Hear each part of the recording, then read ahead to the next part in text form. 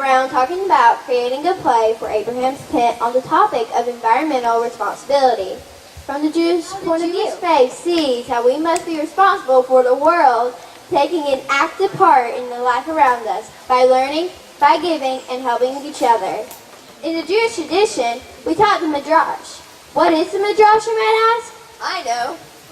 In Hebrew, it means to investigate or explore and helps interpret a biblical story. Spencer?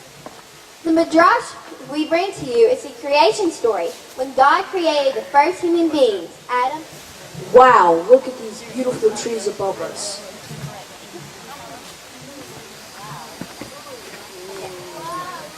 We imagined Adam and Eve being led around the Garden of Eden for the first time by God, who shows them all of his wonderful trees. And what is amazing is when we started thinking about our own names that our parents have given us, we realized that several of our names are based in the Garden of Eden, starting off with Eden, which in Hebrew means paradise. Woo! Woo! We have two, which in Hebrew means strawberry, one of the many fruits of paradise. Woo! And we have Oren, which means in Hebrew, pine tree, a tree that can be found in paradise and all over Jerusalem. And last but not least, we have grace, which in Hebrew means chin. And certainly in paradise, one finds the grace in God. So, back to paradise. As the Midrash says, and God led them around the Garden of Eden and said, look at my creation, see how beautiful they are, and how excellent for your sake. I created them all. Take care not to spoil or destroy my world, for if you do, there will be none to repair it after you. Oh, we should read that in Hebrew. Hey, Dor, could you read that in Hebrew for us? Yeah. בשעה שברא הקדוש ברוך הוא את האדם הראשון, נטלו והחזירו על כל אילני גן עדן, ואמר לו, ראה מעשי, כמה נעים ובשובחים הם, וכל מה שבראתי בשבילך בראתי. תן דעתך שלא תקלקל ותחריב את עולמי, שאם קלקלת אין מי שיתקן אחריך. We thought a lot about what we can do to make sure not to destroy the beautiful world that God created for all of us. Over to you, Spencer. Thank you. And as we were thinking about how can we be responsible to the environment all around us, we were reminded of one of our favorite stories as we were little kids, the giving tree, which has been translated into 30 different languages, including Hebrew and Arabic. So we read it together and love the part when the boy was swinging on the branches, sitting in its shade, eating its apples, using its branches to make a home. And the tree was happy.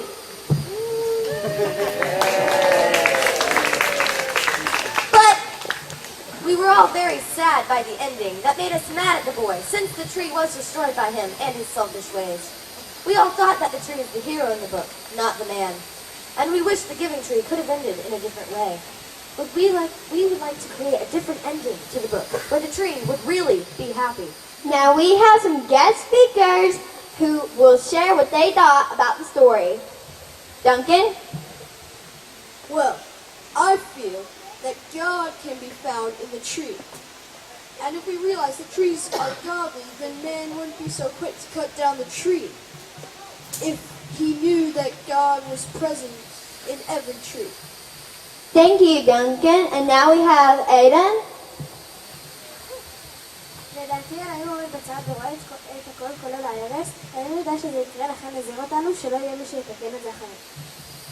Grace, may you translate that into English? Of course, because I am now an expert in Hebrew. In my opinion, God stands on the side and sees everything, including destruction. God knew that this was going to happen, so he warned all of us that if we destroy, there will be no one to repair it after us.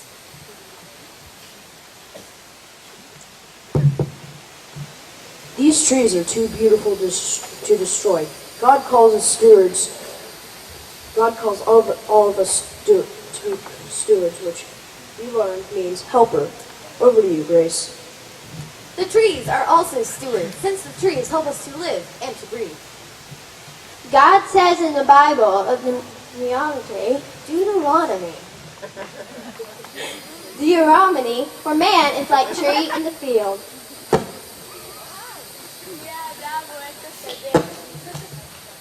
Thank you. Ki ha'adam hu etz hasadeh.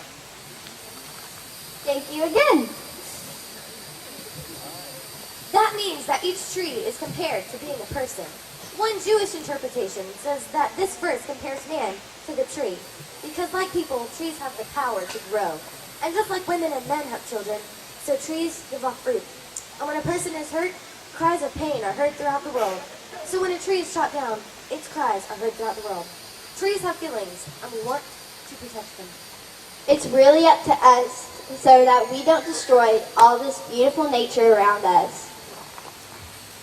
So we can make the difference. And this is how.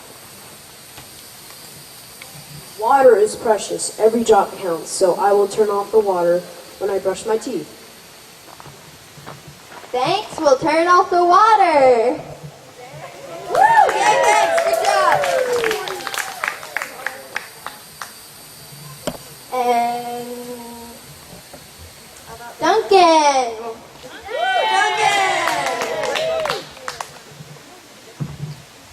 I will bike instead of driving a car. Duncan will bike instead of a car.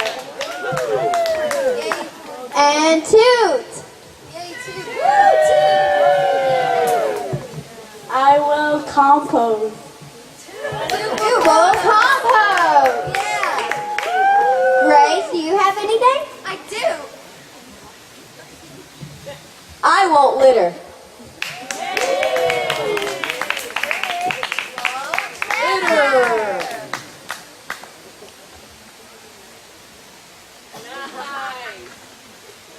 Thank you. Door.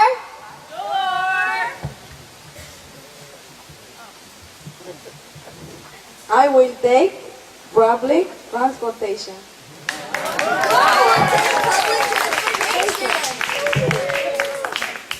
For you, Door.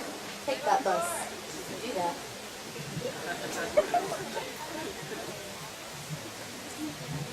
Eden! Let's hear it for Eden. Woo! Carpool.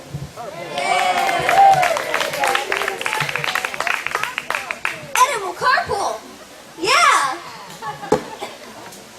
Party in the car.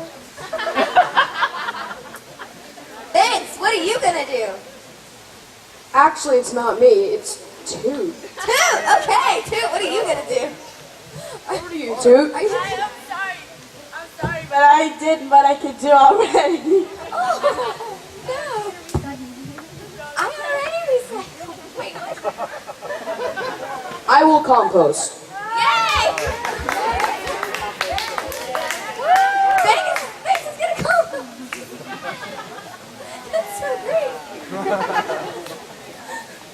Good job. Okay.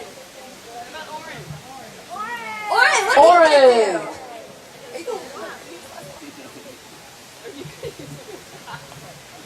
I not cut trees.